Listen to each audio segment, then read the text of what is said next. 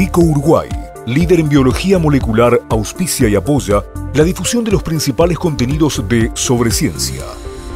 www.vico.com.uy. Bueno, como decíamos, no hace mucho se celebró en todo el mundo el Día Mundial del Ambiente y quienes vivimos en las grandes ciudades y los montevideanos a veces tendemos a pensar, y no quiero generalizar, pero nos pasa, que el ambiente es aquello que está más allá de la perimetral, ¿no? Que el ambiente es lo que pasa donde no hay cemento, donde no hay pavimento, donde no hay edificios. Y ahí es donde empezamos a equivocarnos. Y en esto que viene siendo la crisis del agua, como decíamos en el arranque, está bueno aprovechar la esquina, la intersección entre esta fecha y un problema serio que tiene un componente ambiental. Le agradecemos muchísimo que nos acompañe aquí en estudios a quien es la gerente de gestión ambiental de la Intendencia de Montevideo, Verónica Piñero. Bienvenida, gracias por estar acá. Muchas gracias. Verónica, es un problema que tenemos los citadinos en general, ¿no? Ambiente es algo que pasa en otro lado.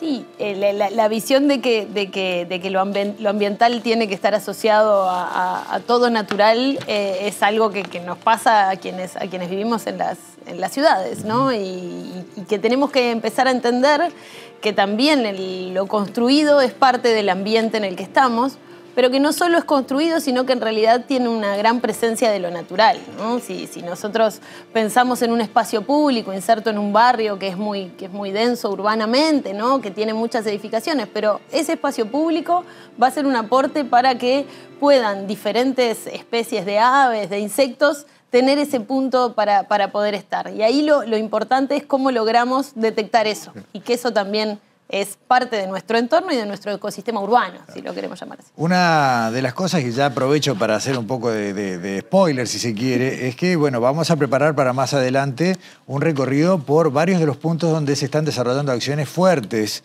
de carácter ambiental por parte de la Intendencia, pero ¿cuáles son los lugares de la ciudad donde hay acciones más decididas, sobre todo en esto que vos decías, ¿no? De reconocernos como vecinos de lo que es un ecosistema? Bueno, Montevideo tiene una particularidad y es que tiene una densa red de arroyos y de cañadas.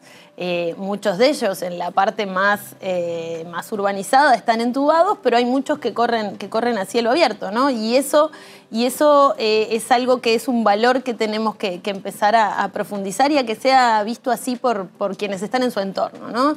Y de ahí nosotros estamos trabajando y venimos avanzando en un proceso que lo llamamos valorización ambiental, porque entendemos que los entornos a esos cursos de agua tienen que ser valorados y conocidos, y quienes están más cerca los valoran y los ven de esa manera, pero bueno, ¿cómo podemos agregarle otras dimensiones de algo que quizás está siempre ahí, pero que lo tenemos que empezar a percibir de otra manera? En esos cursos de agua hay uno que me quiero detener porque sí es simbólico, pero que en definitiva es un área protegida que está dentro de la ciudad, que es el esquema de los humedales de Santa Lucía. Exacto, la cuenca del Santa Lucía tiene una parte que está dentro del departamento de Montevideo, y los humedales, que tienen un área muy grande, el área que comprende el área protegida es muy extensa. Una parte se encuentra dentro del departamento de Montevideo y de hecho ahí la Intendencia tiene un lugar específico en el que están los guardaparques que toman acciones y que están trabajando, custodiando ese espacio y cuidando ese bien natural tan importante como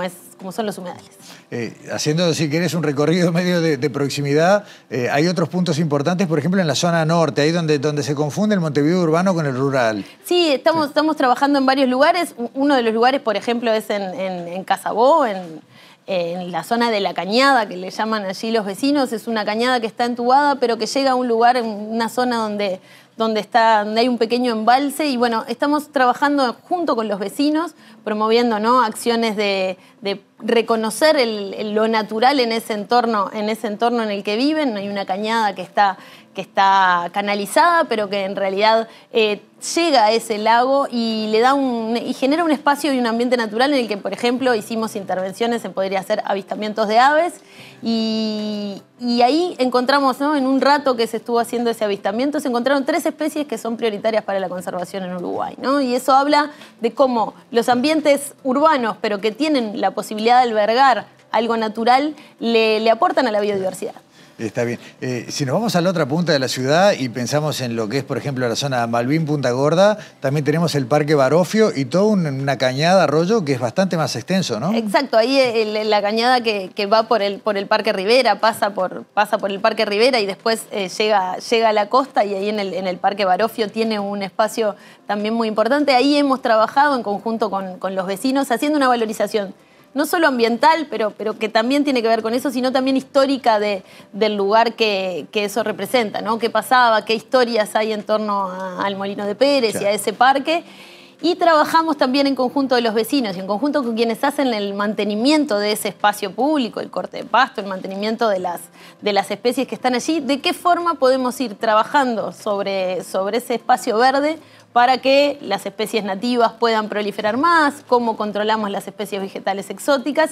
¿Y de qué forma le damos mejor espacio o algo más atractivo para que tanto las aves como los insectos y otros individuos de la fauna puedan tener ahí un refugio y valorizar mucho más ese ambiente? Ahí era donde los vecinos les comentaban a ustedes, bueno, creíamos que tenerlo limpio era tener el pasto corto, ¿no? Bueno, claro, esa es una visión contra la que hay que ir. En realidad no, en realidad en un momento se entendía que eso era lo que estaba bien y lo que estaba prolijo, para llamarlo de alguna manera. Pero en realidad tenemos que tender a eso también, decir que los ambientes naturales, que también están dentro de los ambientes construidos y urbanos, también tienen que tener otra fisonomía, ¿no? Lo podemos ver en otras cuencas, ¿no? El arroyo Miguelete, en las partes más de parque, es pasto corto y algunos árboles dispersos. Bueno, la lógica de los bosques ribereños o de los bosques asociados a las costas de los arroyos tiene otra lógica y otra forma de ser, ¿no? Y tenemos que ir tendiendo a eso. ¿Cómo logramos rehabilitar esos espacios poniendo más especies vegetales y de árboles y arbustos que tengan que ver con el arroyo? Pero bueno, ¿cómo cambiamos también esa visión? Y eso habla de cómo nos comunicamos con el entorno y cómo convivimos. Insisto, porque ya nos quedan un minutito, pero a cuenta de lo que va a ser un programa especial donde vamos a recorrer todas estas partes de Montevideo, vos hablabas de reconocer, hablabas de la diferencia entre lo que puede ser una especie exótica y una nativa. ¿Se prenden los vecinos, sobre todo quienes habitan cerca de estas áreas, a esta dinámica de tratar de generar espacios ambientalmente sostenibles? Y los vecinos, particularmente del Parque Barofio, tienen un interés muy grande por promover que lo que existan allí sean especies nativas, pero también nos pasa en otros lugares. O sea, cuando logramos que la gente conozca, ¿no? Y ahí el aporte de la ciencia es fundamental, ¿no? Conocer para conservar, claro, ¿no? Y bueno, si nosotros logramos transmitirle a los vecinos y las vecinas, bueno, la especie que correspondía que estuviera, claro, acá es esta, claro, y es un arbusto que está asociado a zonas donde corre agua, bueno, ahí eso rápidamente es tomado en cuenta por los vecinos y también ayuda a que lo puedan conservar. Y volver a disfrutar de una ciudad que conocemos por cuentos a veces, ¿no? Acá antes el arroyo corría y el agua se podía tomar, ¿no? ¿Cuántas veces escuchamos eso? Y nos bañamos y había pececitos y el cuento de mis padres y mis abuelos. Pero puede volver. Seguramente. Sí, Verónica Piñero, gracias por ahora y a cuenta de más, la dejamos por acá. Seguro. Hasta pronto. Primera pausa en Sobre Ciencia, ya regresamos.